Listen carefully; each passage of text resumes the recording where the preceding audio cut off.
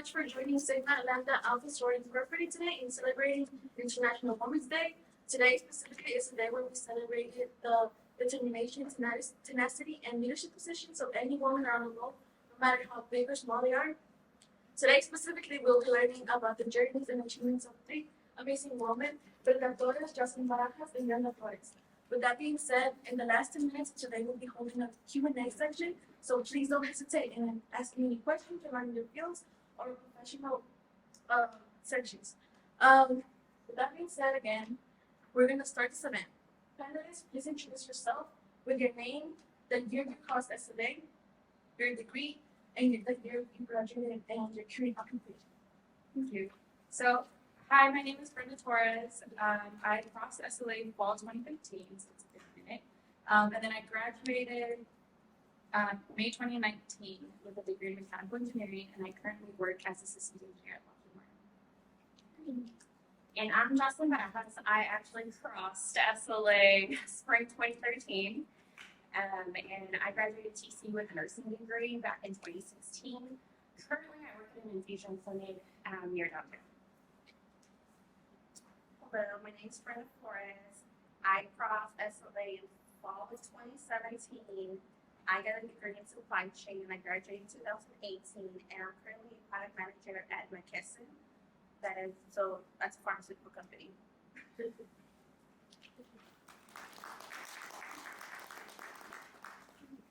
Thank you so much. So the first question we have now is just a simple one. What attracted you to TCU? So, something that really attracted me to TCU was just I wasn't born in Fort Worth, but I was raised here for most of my life. And I just genuinely enjoyed being involved in my community all throughout high school. And whenever I was looking at schools, I initially thought that I wanted to leave the state. And then my older sister ended up coming here, and I was just seeing how well she was still able to be within her community was something that really attracted me to being close to home and within my community. So for me, I actually, since I was little third grader, thought I was going to go to UT. That was going to be my school. I was going to burn orange. Ha ha on me, right? But what initially attracted me was the community scholars program. So I was a community scholar. For those of you that might not know, that is a full-rate scholarship to TCU. As TCU partners with a couple of different high schools in the DFW area. And you've got to show it all, academic service, or academics, community service, and just be a well-rounded person. So I didn't think I could ever come to a school like TCU. I was like, TCU, it's a private school. And I had a very special teacher to me in high school tell me, no, you can do it, and we're going to do it together. And once I came and I toured the school, I knew I was more than else. My interest is not as inspiring as theirs, I'm going to be honest. I came here because my friends were here, so I started off at a community college and then I transferred in. Just purely financial aspect, TCU gave me a better package than any of the other public schools. And so I was like, if I'm going to be paid the same for a public school than I am for TCU, and knowing the prestige that came with being at TCU, because it does carry a lot of weight in the area, I'd say, let's go to TCU. It was also really crazy to me to think that I could ever walk through the hallways of the school. I grew up down the street, and so my whole life I did not see anybody who looked like me coming in here. So it was really nice to end up here. Thank you for sharing that. What extracurricular activities besides SLA were you part of, and how did that involve with post-college? So I'm a little long list. While I was here at TCU, I obviously joined SLA my very first semester freshman year. And then after that, I just really kind of stayed involved. I was also part of the Society of Women Engineers, and I was president my senior year. And then I also co-founded an organization, Society of Hispanic Professional Engineers. And then I was also an RA. I was also would participate in SSS. So I definitely had a lot on my plate, but I feel like overall, keeping busy and staying active outside of my engineering bubble really helped me develop as a person and gain a lot of insight as far as what all everyone else is doing, and also sometimes also just to get a break of engineering, honestly. So for me, I started second semester of my freshman year at SLA, and before that, so I was in honors college as well. and I did they break it up into two sections, like lower division and upper division. Went ahead and did that, and then while I did my upper division and my research part of it, I actually double dipped and also did the McNair program when I was here. Also part of SSS, went to all of their activities and things there. I think one thing that kind of helped me out of just TC and bubble was that I also had a couple jobs that I dribbled through college, but one of them actually worked for the Boys and Girls Club. I worked for their director at the time, and I was just a director assistant. But I helped promote a lot of the different college advising that they do at the different high schools. Specifically, I don't know if they still have it, but like talent search, which is a little bit similar to Upward Bound. And that kind of fed my community service, give back, my educational part that I love. But I think overall, being, like she said, well-rounded and spreading from just outside the SLA bubble or just outside the TCU bubble, it just helps you network. It helps you feel comfortable and confident when you're not surrounded by what you know and how you grew up.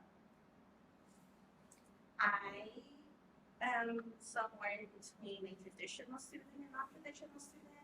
And I say this because I worked 45 hours a week and took 15 hours at the same time. So I did not have the luxury of being involved on campus as much as I wanted to be. So SLA really was my only home to be included and feel like a normal student.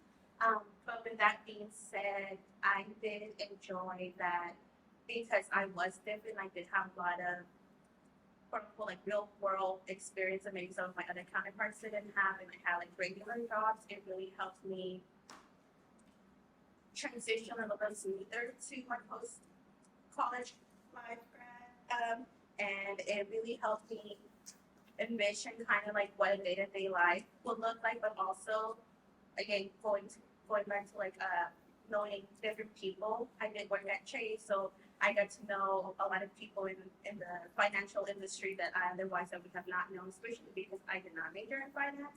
So I got to learn a lot of really important information that will help like my day-to-day life. What was the biggest obstacle you faced at the graduation? Sorry.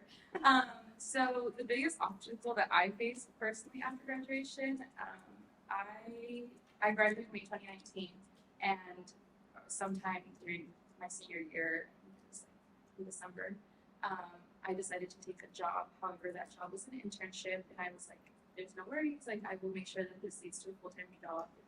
I will be the best intern that is that summer." And it was very common in that company for them to roll off interns into full-time positions after they had already graduated. So it was like no big deal. The job was in an oil and gas company. So unfortunately, that summer they started not doing so hot, and I had to quickly pivot and figure out what else I wanted to do. So it was really interesting whenever people got laid off in the pandemic, because I had felt like I had just experienced that previously, because my internship just didn't lead to a full-time job, and I was like, well, basically back to square one. But after that, I ended up finding a really, really fulfilling job that I really enjoyed, and I was there for 2.5 years, and I made some great friends. I learned a lot, and I felt like everything kind of just clicked, like everything worked out, even though it did take me a second to kind of get it together after graduation. But that's okay. So for me, I think mine is a little bit more personal, but obviously willing to share is what I'm here for. I think my biggest obstacle after graduation, so I took a position at Arlington Memorial. I was working on their oncology floor, so had a lot of cancer patients, and I was working nights. I am more of a night owl anyways, so I slept during the day just great. But I started getting really tired, and I kind of took it off to I was working nights, but I'm trying to still have like my friends, and I switch back and forth. And now I have the big girl check, and I want to go ahead and spend it, and travel and do all these things. So the getting tired for me, I kind of started moving my hair a lot. And I say this because as I look out, most of you guys out here are ladies, right? And so my kind of takeaway from this is make sure you're taking care of yourself. I just got diagnosed as hypothyroidism. So I had to get on medication for it, but I had listened to my body, being a nurse. We put that off on ourselves. We take care of everybody else, but ourselves we're like, I'll deal with that tomorrow or later. But if I had gotten that checked out sooner, I would have avoided all those like months looking back on it of feeling tired, feeling fatigued, and just they know like I don't drink coffee. I was drinking 2-3 cups of coffee a day, and I like never drink coffee. And so I knew some things was not right that I attributed it to a new job, a new work schedule, a new work stress life. So that was probably my biggest thing that I had to accept. Okay, I'm not feeling well, and I need to go check myself out with the doctor. And it's something clear, physical. You get on components, and you're fine. The biggest obstacle was the whole year after I graduated. So I graduated and I did not have a job lined up. But I graduated at an awkward time since December. So it's like, okay, hurry up, find a job. Luckily, I found a job within a month of graduating. Took their job, should have done more background checking. So just because something's offered to you doesn't mean you should take it. I was there for about 7 months. Did not like the company, did not like the culture. Was very sad that I had to that I quit my job 7 months in because I always thought I'm really strong and I can put up with anything and do anything. And it was just really disappointing for myself that I had to quit. And then I had to go home and explain to my parents, by the way, I just quit my job. And they were just like, what is wrong with you? Like coming from an immigrant family, my friends are like, you have a good office job. Like you get to sit and be on the computer all day. Why would you leave that? So I was having to explain to my parents why I needed to keep this job for my mental health because honestly, I was crying on my way to work and I was crying myself to sleep. It was just crying, a lot of crying. And it was just not good and healthy for me. So I felt disappointed. I feel like my parents were disappointed. I was unemployed for a couple, 4 months. Unemployed. Brenda tried to think. So it was really nice. So that was like a silver lining in between that I had somebody to go through that because it was really hard to be like, I have a degree, but I don't have a job. And that's really frustrating because you could spend, in my case, I spent 4.5 years trying to get a degree. And that you're telling me that it's not all rainbows and roses and it's not going to be that easy. So I was unemployed and I finally found another job where I stayed at 2.5 years or so. So the whole year after graduation was really hard because it did not play out the way I wanted it to be. And long story short, in my lesson, listen to your gut. If you don't like something, figure out if you don't like the job or you just don't like the company. Because there's such thing as pay your dues and you're gonna move throughout the company, but there's no point in you paying your dues in a company where you don't want to grow. You're just wasting your time at that point, quite frankly. And I had nobody to tell me that. So do that, and then also talk to your friends about what's happening with your life. And it's okay that life doesn't work out the way you wanted it to be. It's you're just gonna readjust. And if it takes you a year to get it together, you'll be fine. Hopefully. Thank you for sharing that. To transition from that question, what is a typical work day? So for me, my new position, I can work from home, and so I typically work from home. And so typically what that means, it feels weird because it's I clock in, but I literally just open up my laptop and it's here's work.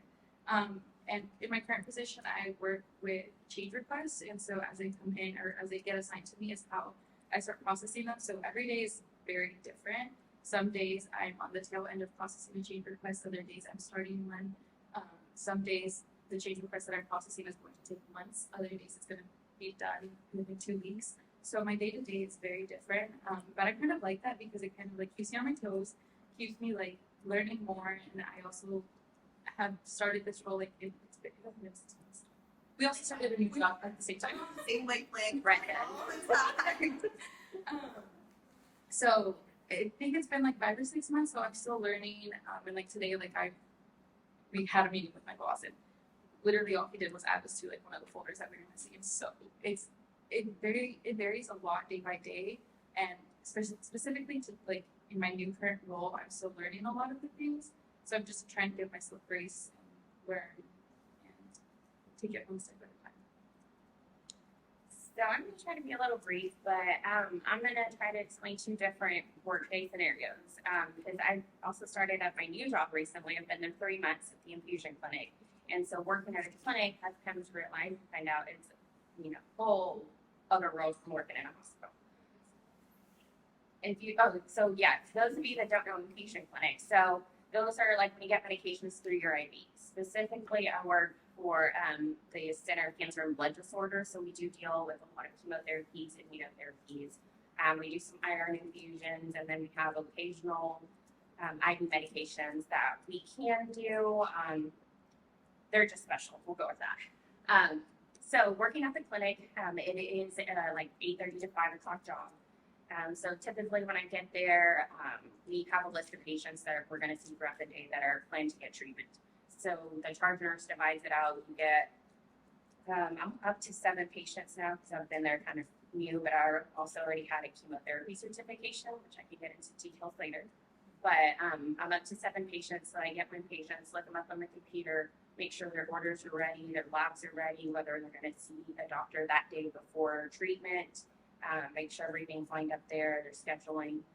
One thing that we do at this clinic that maybe not all clinics do is we have to verify their insurance too. So that's one part that I've been learning about J codes and Z codes and billing requirements and pre-auths and all that fun stuff. So I basically make sure all that's good.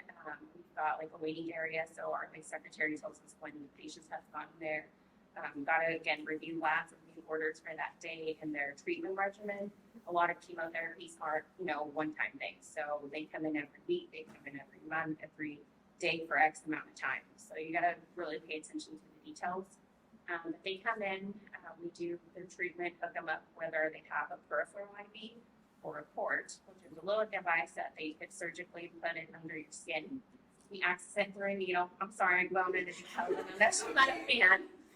But it's just, nobody likes to be pumped in the vein several times. And throughout, if you're getting a very harsh chemo regimen, the chemo damages your veins.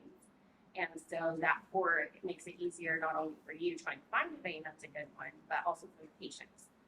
And most of the patients say that, the needle that goes into your port is a lot less pain than if it were a IV going into your arms.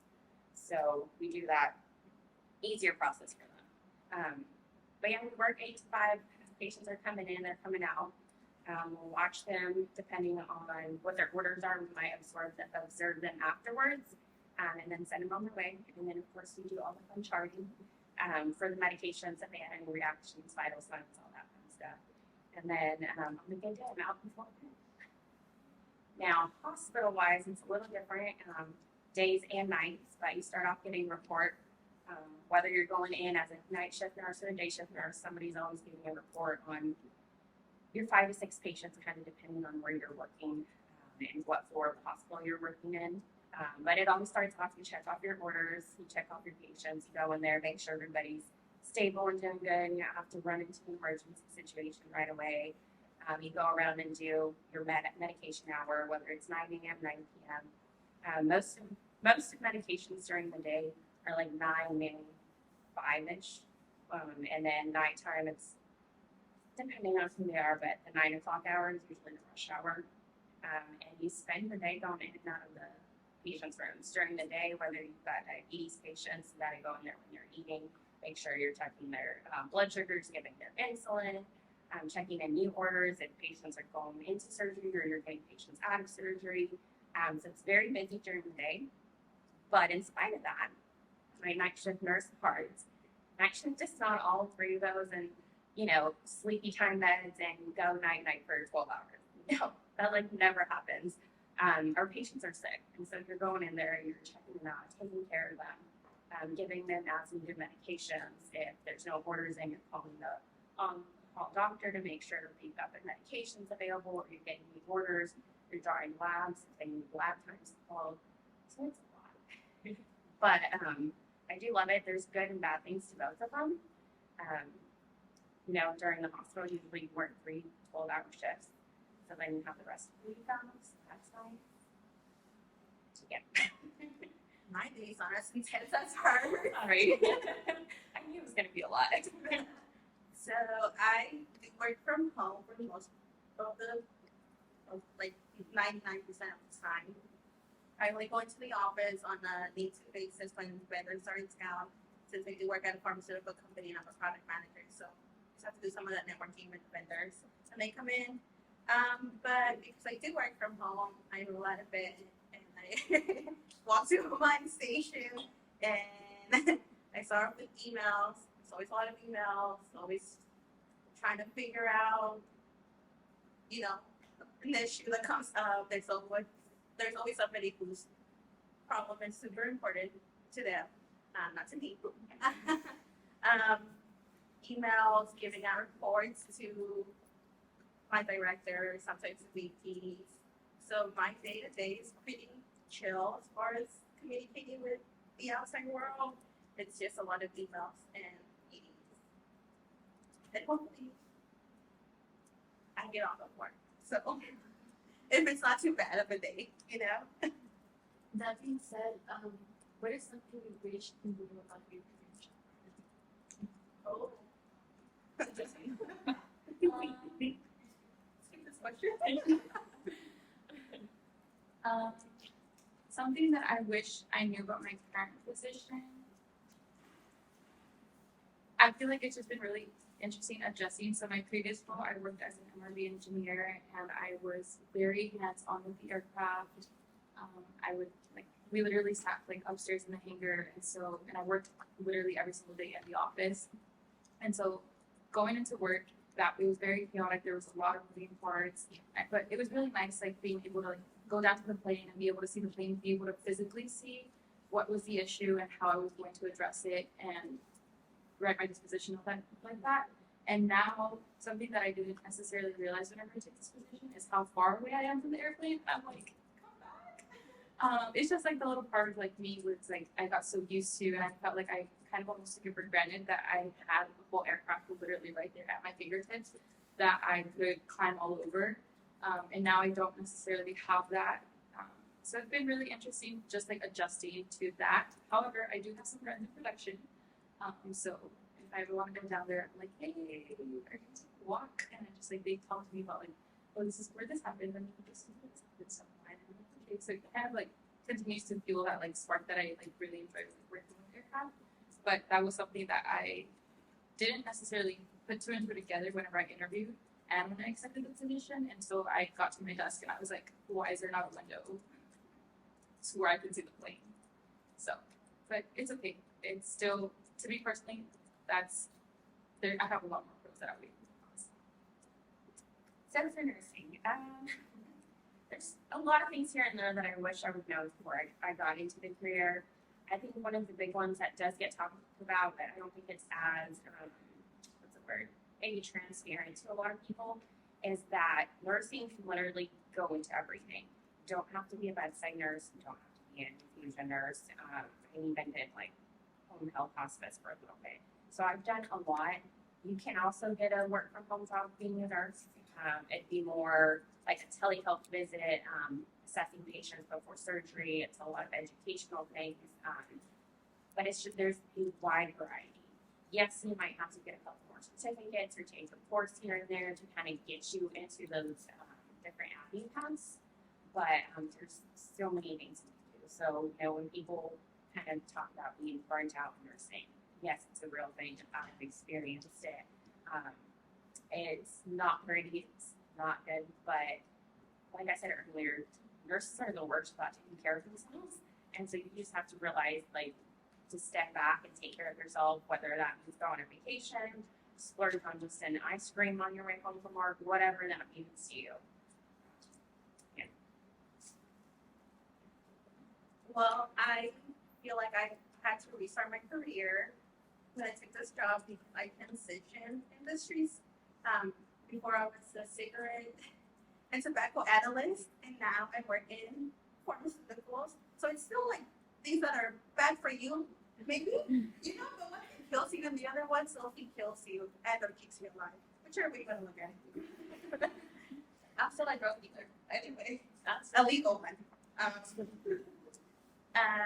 So the one thing that I would, which would I would have known, I didn't know that my whole team was remote.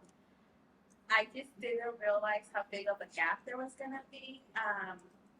There is a little bit of a disconnect between my team and myself. We get along really great and everything, but because I've never really spent more than like 2 hours in person with them, sometimes it's a little bit hard to understand what their messages are saying because I don't have to, I don't know if you guys about you guys, but when I hear text, I can read it in that person's voice. I don't have that luxury with them because I don't know them all that well. And also there is an age gap between my coworkers and I. They're all have families and are married, and I'm single and no kids. So there is a little disconnect there. That and then changing industries completely has been a little bit challenging because you're having to learn all this new lingo, and you don't realize how much you don't know until somebody sends you an email and they're asking you about the CCM, and you're like, I don't know what CCM is. And so you're to a degree always relying on your team members to give you the answers because for the first 6 months of a new job, in my opinion or in my experience, you're like a baby. You're always gonna have to go and ask for help. And I am really independent, so I didn't realize how big of a learning gap or curve there was gonna be. So it's really frustrating for me to be like, hey, what does this mean? Or having to wait for an answer because I just want to go and do it myself. So I do wish I would have been more cognizant of the fact that I needed to be patient with my team, be patient with myself, and then take better notes at the beginning of my learning. I did take notes, but they were not the best notes because I thought I was going to be really rough or anything. And surprised they're not. So that's pretty much what I wish I would have known. Interesting that Johnson, you kind of mentioned this, but overall, what do y'all do to de-stress yourselves and like keep yourself stable? Like having to work a lot in college and then transitioning to an actual workforce, how does that level stress and how do you manage it? She said I already mentioned it. Oh, so hang out with your friends like this. That is something that I know Brenda mentioned a little bit, just like continuing to have a support system post college, I feel like has been the number one thing that has kept me afloat. Like she mentioned, we were both unemployed together, which is something that you would never think is gonna happen post grad, especially whenever people only post their successes online. People are always like, oh, my new job, or this is going, I got promoted, this and that. And it's like, no one ever posts their goals. Maybe a little bit now more after COVID and everything, since it was pretty common for people to get laid off. But we went through this in 2019. So it's like things still hadn't gotten shaken up, and had I not had the support system and had like amazing people on my side who were like, no, just like don't take any job that you want to get right from the bat, like wait and like make sure that the new job that you get is something that you want to do and it's something that you're going to look forward to, was huge. But as far as like decompressing, I really enjoy my me time. I've lived alone for the past almost 3 years now, and I love being able to go home from work and there's silence. There's nothing going on. It's beautiful. And now that I work from home, I just changed from my work computer to like my laptop. And I'll like watch a show or something, or like every once in a while we'll have like dinner and like spend some time with them or something. Just like catch up, or on the weekends. Or sometimes too, like on Fridays. So my current work schedule is 4/10, so I work Monday through Thursday, 10-hour days, and it's not that bad. I've kind of gotten used to it. That's what I was working in the past as well.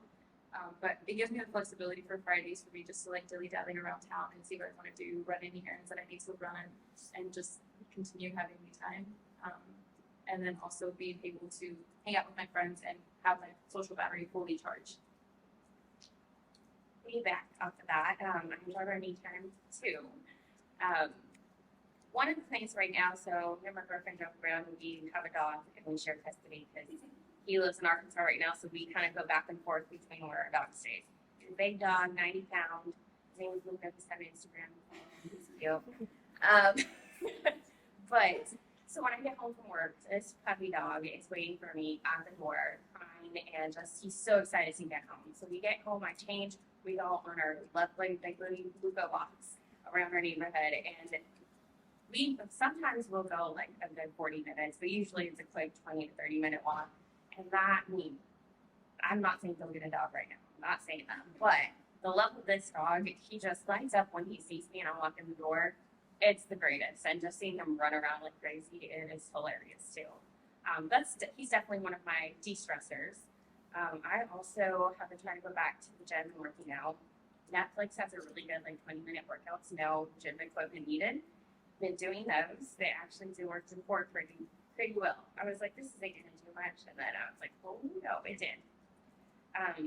So I like doing that, and we like to read like for my own guilty pleasure. So that's also one of my side hobbies that I can kind of get away from the world and get myself in a different web world. So this is actually something that I slightly struggle with, only because since I do work from home, I feel like my job is always there, and the way my space is laid out, I can see my laptop all the time. So for one, I was really bold when I took this job, and I told the manager upfront that I was gonna have really hard boundaries between my work life and my personal life, because I did not do that in my previous jobs. Like, I had times my boss would call me on Friday, like 9 p.m. Sir, leave me alone. I'm off the clock.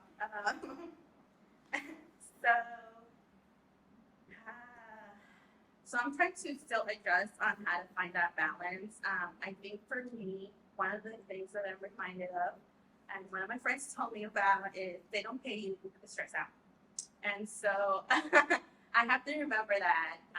So for me, it's getting off work and realizing that literally my job is not life or death. I am not a nurse. I am not a doctor. I'm a product manager. The problem will be there tomorrow, and it's gonna be okay. So kind of like reimagining what my job is and how the importance of it, but also making plans with, or I like to schedule things, so it's like, let me make a calendar for myself. If I said I'm gonna do something at 5, I know I need to get off work. So for me, it's, let me plan something out, and it has a time slot, and I can do it like that. For sure, having a good support system. You don't realize how much how much work you need to put into your friendships until you graduate from college. Because it's the only time in your life where all your friends are going to be right there, and where all of you guys have the flexibility to do anything. Sometimes it takes us a whole 3 or 6 weeks to figure out a time that works for all of us, and we're only hanging out for like 3 hours. It's crazy. So work life, reading. I'm still learning trying to find my hobbies, because I still have not found my hobbies. I've been trying to read. I gave up, so we'll see. But I like going to go shop for books. Oh, that's my distress. I go to Target and spend money.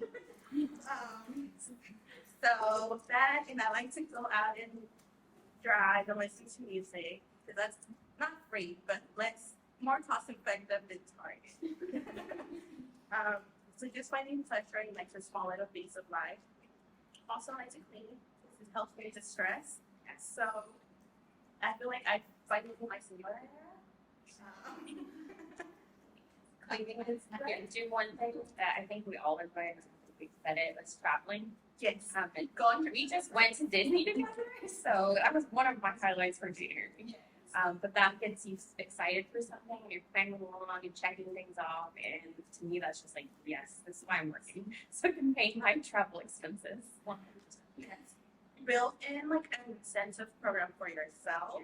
If I do this, then I get this, because the days where you don't want to go into work, you have to remember you have to get a paycheck because you're ready to go on a trip, or you want a paycheck because you want to do whatever you want to do. So it keeps life.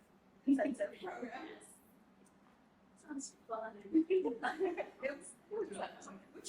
She's in almost inside. Las comadres. Yes.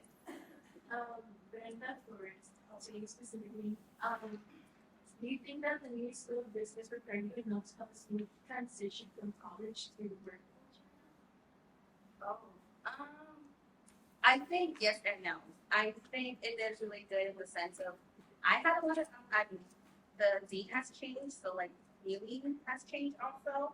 It did in the sense of like you do have to do a lot of good group work whenever you are in corporate America. Not as structured as it is in the classroom, but you do have to go in find answers for yourself. So be very resourceful. Go talk to people in different departments that you're like, I send an email and hopefully somebody replies back to me sort of situation. So yes, in that sense that it makes you get out of your comfort zone and build those networks. But also no, because at least my time here, it was very structured and I felt like a safety net that you don't have out in the real world because at least especially my previous job, one small mistake for me could cost the company anywhere between $100,000 in a month. And that's not something that, I can't keep a job if I continue to do that. So yes and no. Take what you learn and then just modify it for the workforce. And also, I think the biggest thing for me that it helped me with is learning how to ask for help because I was not a big person that to this day still don't really like to ask questions. Well, ask for help and ask questions, but if you're in the right company, you'll find that people want to help you learn because it benefits them too. Sharing that. Jocelyn, for students other than nursing track, what is something you would have liked to know while you were studying at TCU? So I think going back to there's a lot of options in nursing. I think the professors, at least when I was here, they did a good job of trying to bring in different speakers that worked in different parts of nursing, whether it was a nurse educator, like hospice nurse, we had like a home health nurse come talk to us. So they showed us the different parts of it. And I think we had a travel nurse come talk to us too, which was really caught my eye. And I was like, that's what I'm going to do. And I did for a while. But when you go out to the workforce and you look at the entirety, TC's nursing school, amazing. It prepares you with a lot of resources, a lot of things past your NCLEX. NCLEX is kind of, what the schools use, what they look for when they're advertising their nursing programs. And NCLEX, for those of you that don't know, is like your state board. So once you graduate, you have to pass your NCLEX in order to get your nursing license to actually practice. And once you get out of there, you go into the real world, and yes, you've learned a lot of things and you know a lot, but now you have to adapt to the hospital or clinic or whatever place of work that you have to, or that you chose to apply to or you chose to work at. And I think it's that kind of, there's going to be a curveball. Yes, you graduated and you feel great. You're like, I know my stuff. And then you get there and you're like, I don't know anything. Why did I become a nurse? Like, people's lives are in my hands. What is going on? Now, most programs, especially here in the DFW, like around the area, they have the graduate nursing programs where you're paired up with a mentor. You're not alone for like the first 3 to 6 months, depending on where you're at and depending on what kind of specialties you go into. So learn to ask for help. Learn to ask those questions because you could think you could be wrong with whatever question or whatever idea you're thinking about the patient or the situation that's going on, and it could just be that somebody else didn't catch that. So just learn to ask those questions in whatever surrounding you are. Know that there's a curveball wherever you go, whether it's a hospital that you did clinicals at, or it's a hospital that you went and did community service, like volunteer hours, or whether you worked as a tech there before, there's going to be a learning curve, and it's okay. Brenda Flores, has been a struggle being a woman in a male-dominated field, or how do you come to that? So yes, it's really interesting because not only am I a woman, but I'm also a person of color, and 9 times out of 10, I'm the only person that looks like me in the room, and it's really sad whenever you think about that. But then I flip it right back around, and I'm like, okay, that just means that I have to like work hard because I'm here for a reason, and it's not because I look a certain way or I was born a certain way. And it definitely has been a little bit of like, we have like conversation and discussions about inclusion and stuff, but it's so hard because especially in my previous role where I was working basically with like on the production floor, a lot of the times mechanics just don't seem to understand that a woman can be an engineer, and that even though at the time whenever I was like 22 and have a shorter frame, was able to understand what was going on. So sometimes it was very intimidating just knowing that my stature itself wasn't going to help me in the situation. And it really sucks whenever I have to go bring my male mentor down with me in order for them to take me seriously. However, my previous role specifically, I had a blast because at some point my mentor was a female, my mentee was a female, and my manager was also a female. And all of that combined just like really encouraged me to continue, like kept me motivated, and them sharing their experiences in the past didn't discourage me. It just made me aware that things like that could happen. For example, my mentor like was literally told like, oh, I'm gonna wait for the engineer to get down here. And like she was the engineer. So things like that like really just continue to open my eyes to like how it is a very heavily male dominated field and you just get overlooked a lot of the times. And one of the things that I remember, I was in a meeting once and my male counterpart, who was a good friend of mine, started speaking over me. And my mentor and I looked at each other and we were just kind of like, that just happened. And then afterwards, at the end of the meeting, I just came up to him and I was like, hey, like, I don't think you noticed this because 9 times out of 10, men don't notice that they're speaking over women, that they're not giving them an opportunity to talk because that's not what they're thinking about. They're, I don't know. But yeah, and so like at the end of the meeting, I was just like, hey, I just wanted to bring to your attention that like you just speak over me. And I was about to start talking and you just went for it. And then the conversation changed. So it's totally fine. But I just wanted to let you know. And he was just like, I'm so sorry. Like, I didn't mean to. And I had already worked with him in the past. I had worked with him for like a few months. And so I knew that his apology was sincere. And I also kind of applauded myself too for having the guts to tell him like, hey, I saw that you did this and just like be mindful of it. Because even though I can take it, I don't know if the next woman in the room can also take it. And where's when I have the guts to call you out on it. So there's definitely a lot more struggles. And currently now, to like top it off, after being a double, like having, double minority, also now I think I'm like the youngest in my group. And so you just get a lot of imposter syndrome. And I mean, they don't look at me, but like, because I'm not in the office. So like, that's kind of one thing that I'm like, okay, kind of glad about. But especially like, I feel like Latina is like, out of us three, like I'm the tallest. And so it's like, I can imagine how someone shorter than me can feel even smaller just because you like don't have that 6-foot man energy that's just gonna command the room because that's what's traditionally been done. You're sharing that. Friend that voted at the beginning. As a Asian or Latina woman, what is something intriguing that you learned about race and struggle? I guess it was new to me. I don't know if it's new to everybody else, but it's not, what you know is who you know, right? And I always thought that if I worked really hard and I do all the right things, like just the corporate ladder was gonna come to me, and I didn't like. It wasn't until I actually worked at like an office job that I realized how much politics are behind it.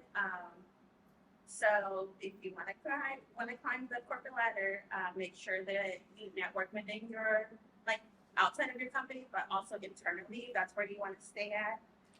And also remember that you don't have to be the smartest person. You just have to be really good at talking to people. You're always selling yourself, and I never realized that. I just thought people were gonna automatically notice how much effort I put into stuff. No, everybody's like kind of like on their own to a degree. And if you don't believe in yourself and you don't believe in the product that you're putting out, they're not gonna come and be like, you're really great. Let's give you a promotion. You have to fight it, and you also have to be bold.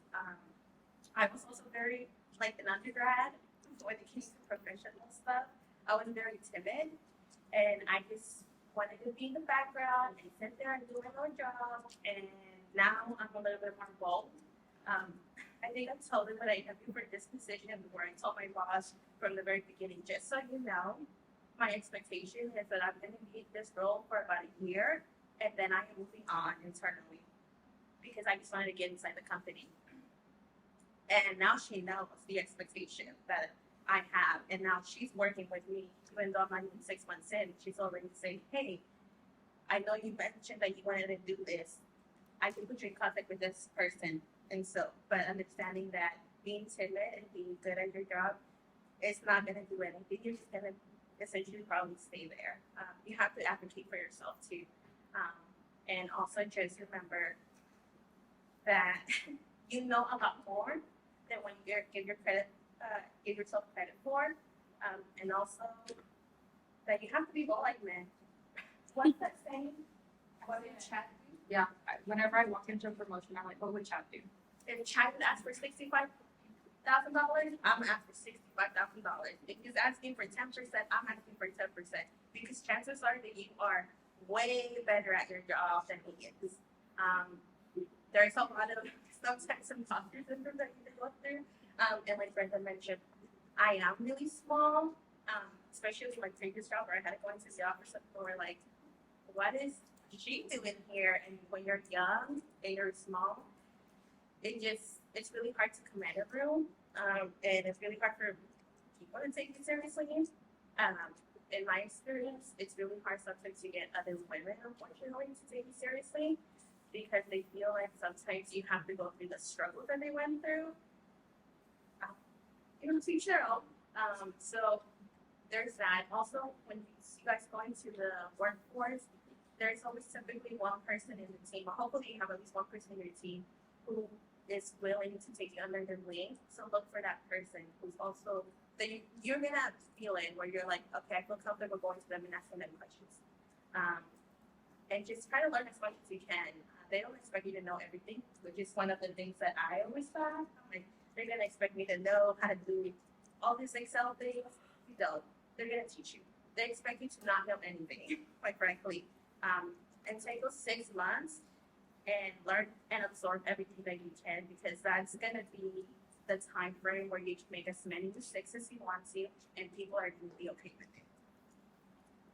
Going off of your answer, what aspect of self-development do you think students should work on right now, based on your experience, whether it be like socializing, networking, or like other connection? But For sure, networking.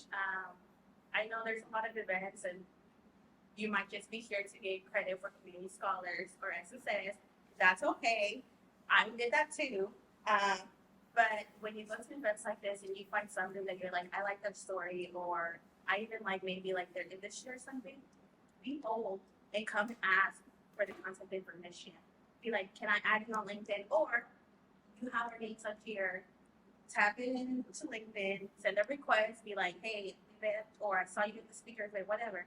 Start networking. Start networking, especially with the younger alumni, because events like this are so important. Once you graduate college, you have to go and seek out events like this on your own. And you don't realize how much effort goes into actually networking. Especially if you go into a company where you work in remote, it makes it really, really hard. Unless you have a really good either boss or you already know people in there that can get you in contact with somebody else. Besides that, work on your reading skills. I kid you not, like you can cut down your emails if you actually know how to read them and respond to them, because there's a lot of people out there who don't know how to do that, in my opinion. And then also just understand that learn to communicate. I know people always say communication is important. Yes, it is important. But know how to get to your point in like 3 sentences or less, because that's how much time you have. And I know I'm saying that as I'm like babbling on,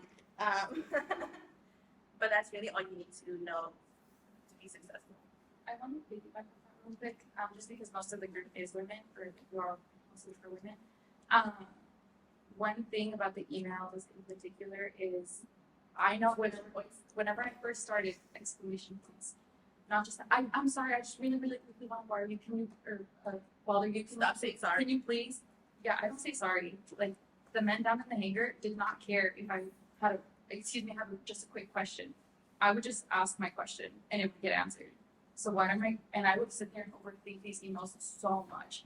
And then I got to the point where I was like, they're going to think I'm so bland, and I was like, and that's fine, because I'm going to get a response. And I'm not going to sugarcoat it, and then whenever they meet me and they meet me in person and they get a chance to see my personality, they're going to be like, oh, this comes with no harm.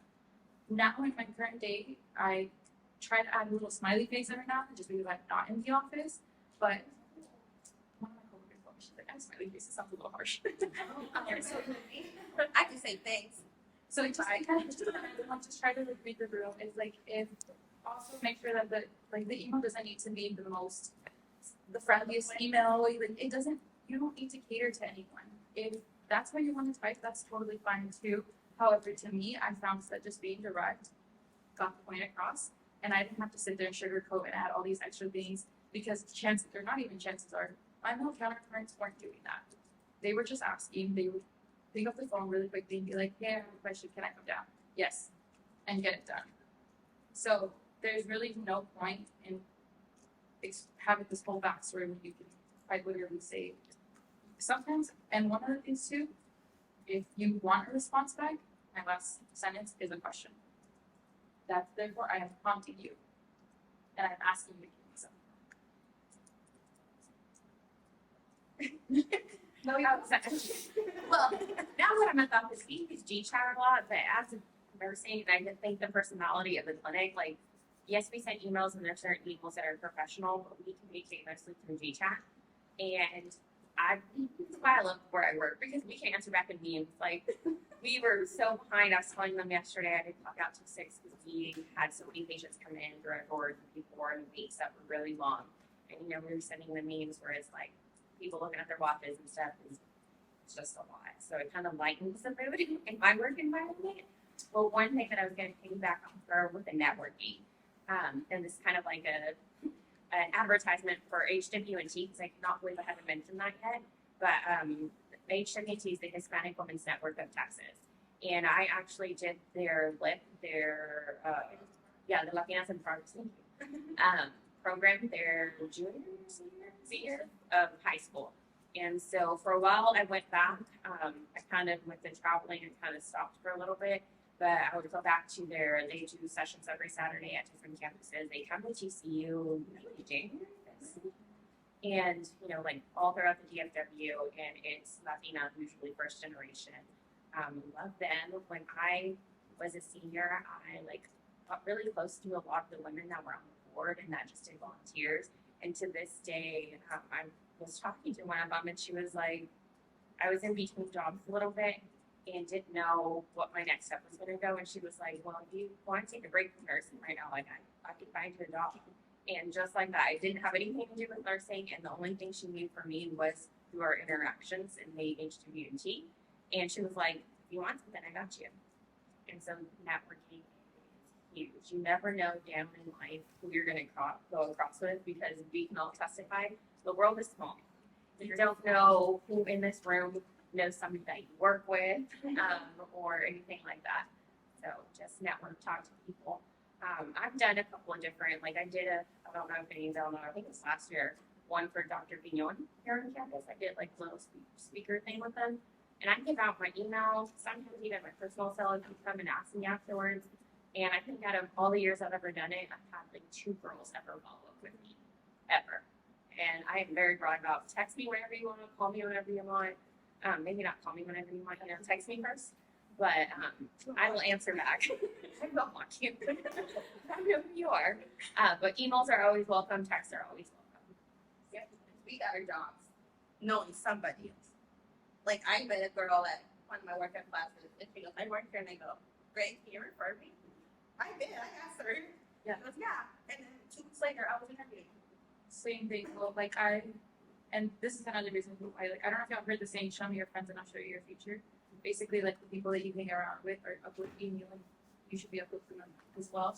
And so I have a group of friends, and we're all engineers, kind of in the same aerospace bubble. And I was just kind of talking about, so my previous role was in Greenville, Texas, which if y'all don't know where that's at, I do not blame you, because yes, it's an hour and a half away. And that was the biggest downside for me. I was away from all my friends, all my family, and I was like, I need to move forward. And one of my friends was like, apply to Lockheed. And I was like, yeah, I'll apply. But it's really hard whenever you're in a job that you still really like and that you have coworkers that you really enjoy working with. But the location sucks. And so to me, I needed kind of that push. And I'm so grateful for, he's my friend. And he was just like, well, here's some jobs, apply to them. Let me know if you like them. And I was like, hey, this sounds interesting. He was like, apply to it. And he really pushed me. And then after that, he was like, I reached out to the hiring manager. I kid you not. the next day I had an interview set up. I got my whole hiring process took about a week and a half from the time when I applied to the job to the time I got my offer, and that's kind of like unheard of. So networking and not being afraid to have those conversations with your friends, especially for salary transparency. Yes. I highly suggest that you talk to your friends, specifically if they're in the same, like career path, and especially if they are in the same industry. I would be transparent about it. You can be as comfortable as you are. However, if you're asking that question, you better be prepared to share. Because there's nothing that anymore. Whenever I'm comfortable and then they see gatekeeping, I'm like, you can't do both. So I highly suggest being transparent with your friends, because that is one way that I started getting a higher salary. I would talk to my old coworkers and be like, so much. And this is how it started. This I started, and we would just compare and look back. See how the market is now, especially with a lot of inflation. It would really suck whenever it hit me really hard whenever at the time I was making slightly less than the girl that I had just mentored got offered, and I was like, what is going on? Granted, I ended up getting promoted and made more, but at the time I was like, this is not okay. So have those conversations. They're kind of awkward, especially because sometimes you're not necessarily always told to talk about money. But that is one piece of advice that I wish I knew a lot sooner, and felt a lot comfortable doing a lot sooner, because it would have made me extra cash. So now we'll be opening the space for Q&A. So students, if you have a question, feel free to ask any.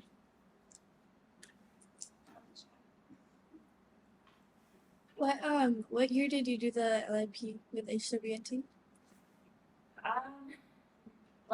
So the year that I was in LIP, I was 2012. Did you come back? So yeah, I've gone back a couple of different years. I don't remember how many years I've gone back. But I usually try to go back and do a couple sessions, and I did them like the beginning, usually UTA and TCU. And then when COVID hit, I did an online program, and there was like a group of girls that I mentored. I think there was only like 3 or 4 where we did like the Zoom sessions together. So I don't remember what year, to be honest. But 'Cause I was a part of the program and I thought I knew you from there. But I think you just maybe they shown like videos of you. Oh, yeah, maybe. Yeah. I do want to say one thing when we were talking about, things I wish I would have known. One thing so I interviewed at a couple of different places my senior year of TCU, right? One thing that I heard from several employers, and I think I've heard them from across different majors, is they know when it's a TCU student interview, because TCU does an amazing job at prepping you for your interviews. I don't know if it's SSS or usually each college has their own person you go to for like interview preps and skills. Go to them, use them, they are free for you. I've had more than one supervisor tell me, oh, I knew you were from TCU just because of the way you walked in and introduced yourself. Or I know you were from TCU because of the way you're answering your questions. People that didn't go to TCU, even when I did some travel assignments and I interviewed over the phone with them, they were like, oh, you did really well in your interview. Like, I will not lie, I have never been turned down for a job. I'm the one turning down jobs. Every interview that I've ever been to, I've gotten an offer for. So go and use them. Yes, it's a little awkward. I think there's one, they used to record you as you were doing them. Those are really awkward, but do them. Do them. That is the moment, like she was mentioning earlier, to brag about yourself. Yeah. You got here, you got through these 4 or how many ever years you were here for this degree. Brag about yourself, especially as Latino women. Brag about yourself. This is the moment to show them everything you've been through, what got you there, and what's going to keep you moving. Just because you don't have internship experience doesn't mean that you're any less prepared for a job than somebody who did have that direct experience. Because that's I never had an internship during college, and so I was just like, oh, I'm scared, I'm behind. No, because then I just transfer all the skills that I gathered from my job as a teller or working fast food and stuff, and you don't realize how many skills you have in those manual jobs, those low skill jobs that transfer really well into corporate America. So yeah, brag about yourself. Be bold. Walk in there and say, I got this. And then just, do your market research though. Also, utilize, I see a lot of SLA in the room, so utilize all the skills that you learned in SLA. Or being an exec for Yes. Yes, any activities that you are a part of during college, like don't be afraid to bring those up. Like those are all very valid experiences, and honestly, like a lot of like the emails and just like email etiquette as far as like if I'm going to be out, like I need to let someone know. And now it's like I am on top of it. Like the second I know I'm gonna be out, I sit on my out of office and I ask one of my coworkers, hey, can you be my backup? And just like continue to have that professionalism in the real world speaks volumes, because you'd be surprised at the amount of people who don't. Any other questions? Okay, any scholars, just come down and I'll sign your paper, and thank you so much. Feel free to come down and ask any questions to this lady. So let's give them an applause, please.